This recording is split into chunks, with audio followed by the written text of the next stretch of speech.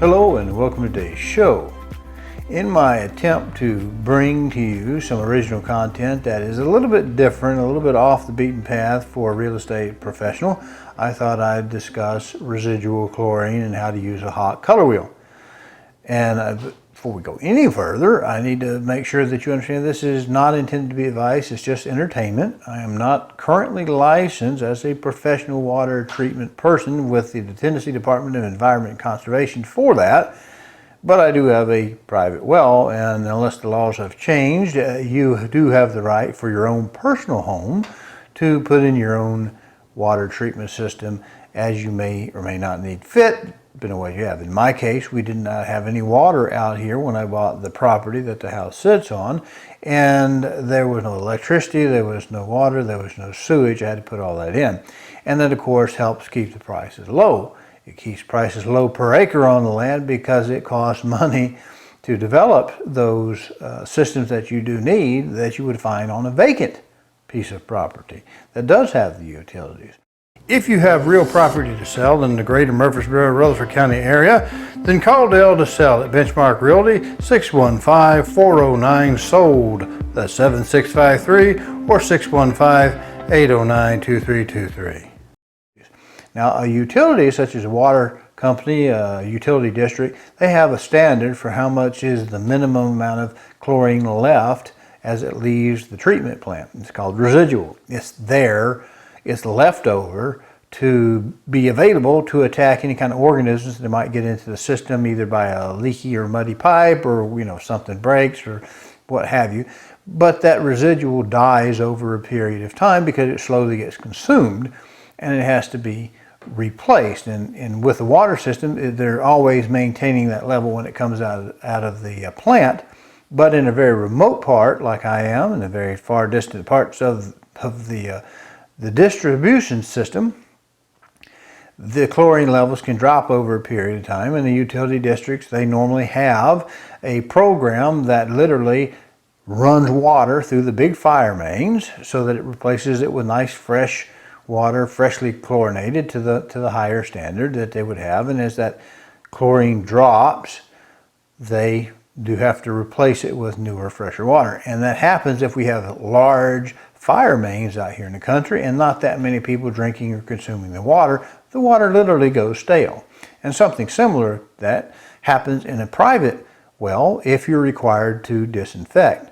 You may or may not have to disinfect. I don't want to discuss those type of things with you because I have no knowledge of your area, your well, whatever. You can drill a hole and get completely different waters out of different locations with a well being only a few 10 feet apart or something like that. It's a little bit of an unknown. No one can see what's beneath the ground through the rock. So each condition is separate and you need to have a professional do this. But if you want to have just a little bit of idea, just of one of the small tiny bits of running a well that you are doing chlorine injection, is how to check to make sure you have enough and not too much. So with that understanding, I'd like to introduce you to the hot color wheel. You can find these things online or at local dealers, whatever, depending on who, when, and where you buy them. They may be from $50 to $100, but they're a necessary part of ensuring that you do disinfect with proper levels of chlorine.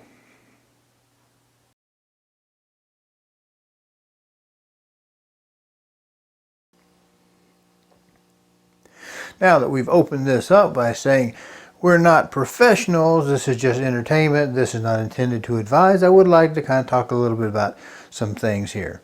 With this test, we're going to see this is consolidated utility district water, and this is my treated well water. And when I look at them with my naked eye, it actually looks like the potable water from the utility district is just a little bit dark, but it's very, very slight. Could even be the lighting, the way the light comes in on behind me and the other fixture above me, or even the glass itself may be just a slightly different color of glass. But they look very, very close. You see they're very clear. They're not turbid. Now turbidity is a measurement of how the light is scattered going through the water. Basically, your colloids, anything that's suspended in there that can make your water a little bit dark, it refers to that basically how clear it is. And they're both of them very clear, and neither one of them has any sulfur smell or any rotten fragrance. There's no tiny little livestock swimming in here that we can see. There's no green algae or anything like that. So they both look like they're very good quality water. But what I would like to talk about specifically is two types of chlorine. Now this is a color wheel test, and it's designed to measure what we call residual. You want a certain amount left over free chlorine in order that it's able to attack any type of contaminant you might have in your water system. Over here I have another test that does total chlorine, because there is a limit to how much chlorine you want to put into water for whatever purpose. You might want to do it. Now, on wells, the most common oxidizer is bleach. And I have two types here, and I want to point out I would not use something like this. One thing, it has meadow smell to it, lavender, any kind of these type of smells or whatever. I don't want to flavor my water with whatever they put in it to give it that smell. Also, this is a low splash, which means it has some type of compound in it to make it thick, more like Cornhuskers lotion versus a water like what's this one. This also has in it sodium hypochlorite and sodium hydroxide. Now, if we get a type of bleach as cleaning bleach, when we look on the side, the ingredients say it's 6% sodium hypochlorite. There's no sodium hydroxide. There's no smell, fragrances, anything like that. It's just pure old-fashioned bleach. Now, from this standpoint, let's look at what we have in the little color wheel kit. We start out with a little notice that says, your color disc, please make sure you hide it from the light when you're not using it. And that's because it has this red cast. And that's what we're going to look at, this pinkish red cast. And most red dyes are not UV stable, and they will fade away with time. Now, this is a reagent. We mix one pack in 25 mils. This little container's got a little white line here that says fill it up to this point.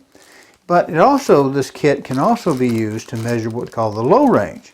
And the low range uses the long look or the long focus. And what this is a little set of mirrors. It places right here. And what we have is we'll look at our samples in our tube that are placed in here.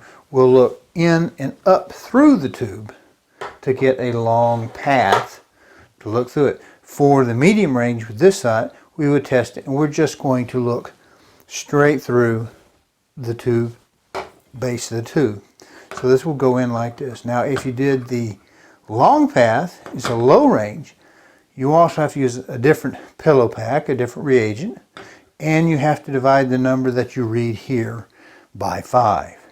Now this is medium, and we're going to do it from there. Now you have a little quick guide. You have your long explicated instruction. You have your little reagent mix bottle, 2 tubes. One will put the base in, the base, or the what would be a good word for that? The standard just by itself, the control, and the other will mix up. And what we do, we cut the little pack off. We'll fill our little water to our 25 mil line. We'll take our little thing, open this up, put it in there, give it the old shaky, and within 1 minute, we need to pour it in our tube and pour the standard in the other side, the dyed in one side, and we'll turn and we'll compare the colors till we get the measurement. Now what we're looking for, ideally, is something, I think, above 0.2, because we want to have at least some chlorine left in there, and something less than 2.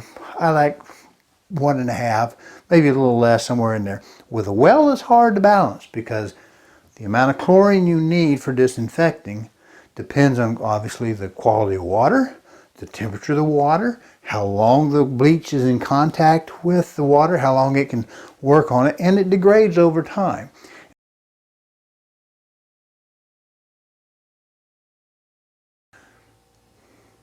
Okay, as you can see, I've done some rearrangement here. I have zoom the camera in. I have the remote, so we'll be able to zoom in on the color wheel here in just a minute. I have a packet open. I have drawn some fresh city water, potable water, because I have it right behind me. I have a little sink. Now, in an ideal world, we would try to measure it as close to the water meter as possible.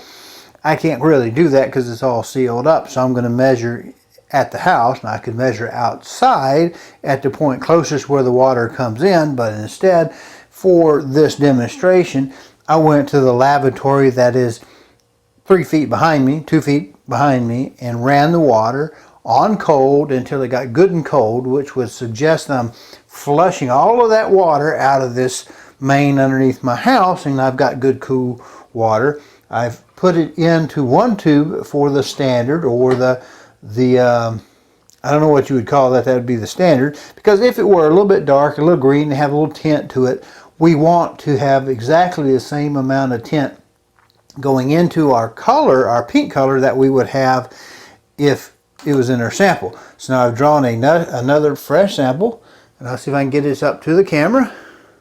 Do you see that little 25 mil line?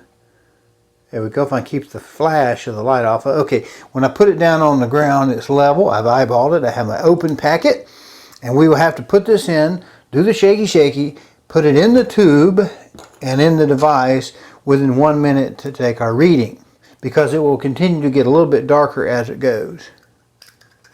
Okay.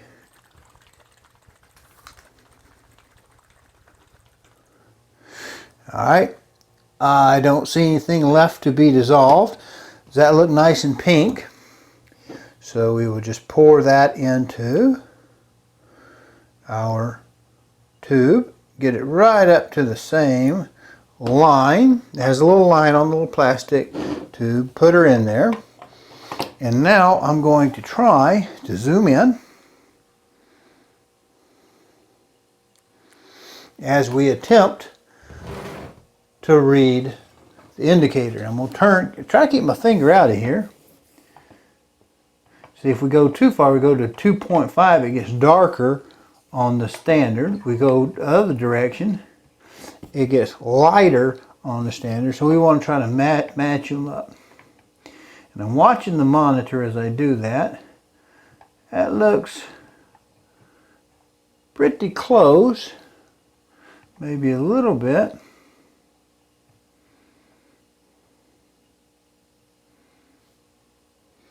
To me, let me turn it so my eyes can see it a little darker, a little darker.